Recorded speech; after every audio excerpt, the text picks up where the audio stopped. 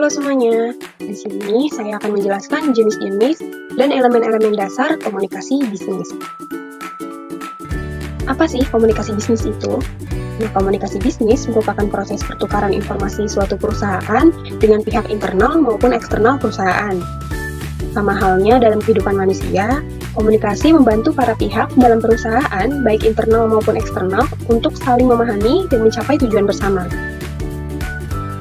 Dalam bisnis sendiri, terdapat 3 jenis komunikasi yang harus kita ketahui, yaitu komunikasi horizontal, komunikasi vertikal, dan juga komunikasi diagonal.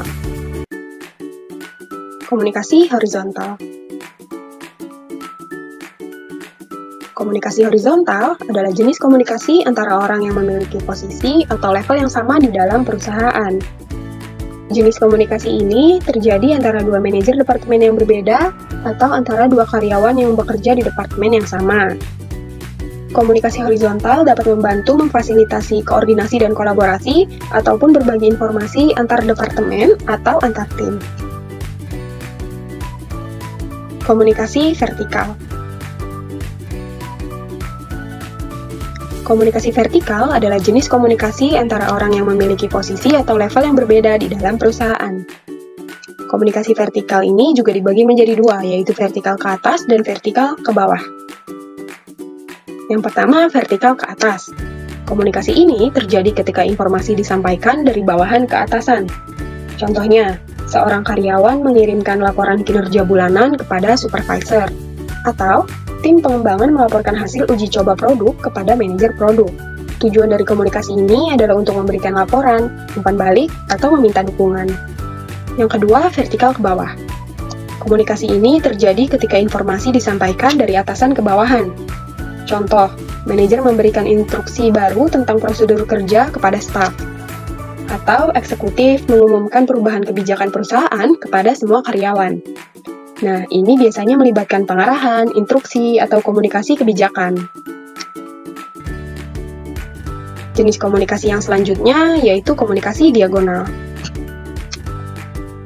Komunikasi diagonal adalah jenis komunikasi antara orang yang memiliki posisi atau level yang berbeda di dalam perusahaan, yang tidak secara langsung terkait atau tidak langsung berhubungan.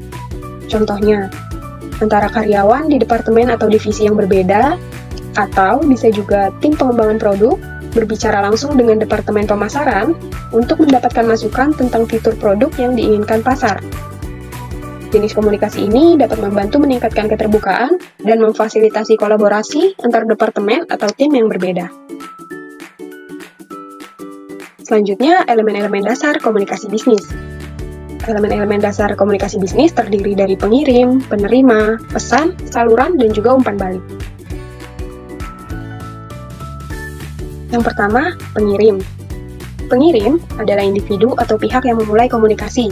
Mereka memiliki pesan atau informasi yang ingin disampaikan kepada penerima. Fungsi dari pengirim yaitu mengidentifikasi pesan yang akan disampaikan, memilih cara yang tepat untuk menyampaikan pesan, dan juga menyusun pesan dengan jelas agar mudah dipahami oleh penerima. Contohnya, seorang manajer yang memberikan instruksi kepada tim atau seorang guru yang mengajar materi pelajaran kepada siswa.